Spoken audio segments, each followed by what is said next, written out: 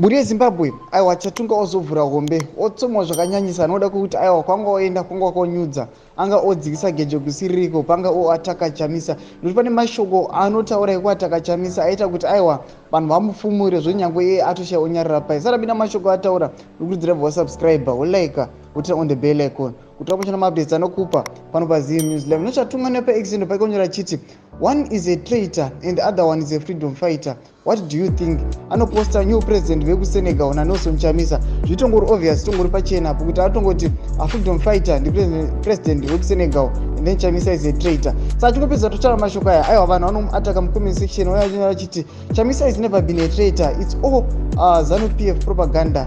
Do you know that ZANU-PF officials benefit more from the West than Chamisa? They are in America more often than Nero. Vamwani vanyora chiti mfana iwe takaona zvakawanda pana mai vako. Some of the things so disgusting. I wonder if your father really was a freedom fighter yet he failed to manage your mother. Usadai kutinzwa iwe aiwa ndo zvaanoyachudza panapa nemumwe mwana yachimutaura mashoko asikati titaure pano. Vamwani vataura mashoko okuti vako baba vainyepera nyika wani, you don't have say on this. Vako baba veuraya saka zvakasiyana ndo mashoko anoyachudziwa aiwa muri Zimbabwe azofungurwa panapa noti iye abva atopererwa. Muri Zimbabwe chimutudze mafungiro enyu munoti kudii pamusoro penyaya iyi apina kucomment section medu tudze mafungiro musanga no subscribe kulike no turn on the bell icon kuti wapochana maupdates anokupa pano paZim News Live.